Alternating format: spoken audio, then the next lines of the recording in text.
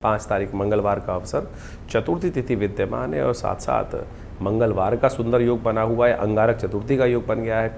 ऐसे में ग्रह नक्षत्रों के दृष्टिकोण से ग्रहों का योग यदि हम जो देखें आपकी राशि में जो बना हुआ है वो कहीं ना कहीं पराक्रम में अद्भुत लाभ देने के योग बनाता दिखाई दे रहा है। आपके पराक्रम शौर्य का, ये समय का सदुपयोग करने का आपको पूर्ण प्रयास करना चाहिए। कई बार क्या होता है, हम समय का सदुपयोग नहीं कर पाते, बाद में सोचते हैं कि उस समय मैंने यदि ये कर लिया होता तो चीज़ें बहुत अच्छी होती। इस वक्त थोड़ा निजी भाव से चीज़ों को सोचो, समय आपके लिए बिल्कुल अनुकूल है। लोग आपके मन में लाख संशय उत्पन्न करने का प्रयास करें कि ऐसा नहीं वैसा, ऐसा नहीं ऐसा, थोड़ा स्वार्थी बनकर चीज़ों को करने का प्रयास कीजिए। बहुत अच्छे योग बनेंगे आपकी राशि के दृष्टिकोण से।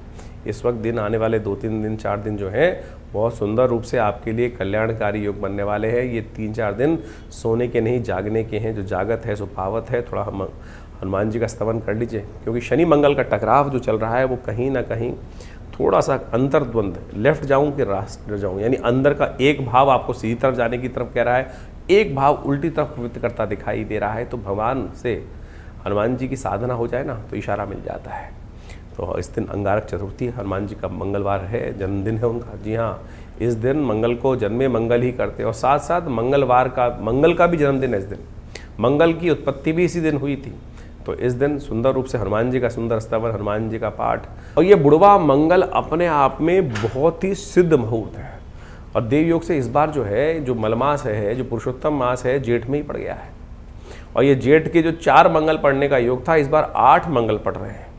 यानी इस बार से आरंभ होकर करीब करीब 23 जून तक 8 मंगल पड़ेंगे, बुढ़वा मंगल पड़ेंगे। समस्त श्रेष्ठ मंगल है।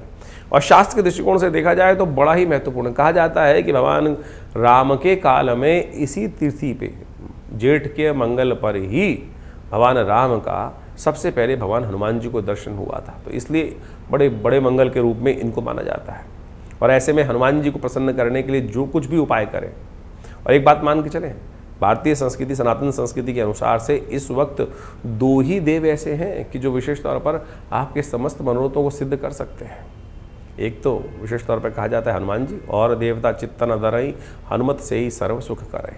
तो उनको विशेष तौर पर प्रसन्न करने का आपको यथाउचित भाव। सब देवताएं जो है अपने अपने काल लीला के लिए आते हैं और लीला के बाद अपने अपने धाम को चले जाते हैं, लेकिन हनुमान जी हम सबकी रक्षा करने के लिए, हम सबको भक्ति में लगाए रखने के लिए, हम सब पर कृपा करने के लिए इस धरा पे आज भी विद्यमान है।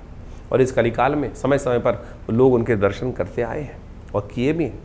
तो इसलिए आप भी बड़ी श्रद्धा के साथ इन बड़े मंगलों पर जो जेठ में पड़ रहे हैं यथाउचित भाव से भगवान का स्मरण करने का प्रयास को संबंध में बताएंगे। लेकिन इस बार मंगल का एक और विशेष योग बनकर चतुर्थी है।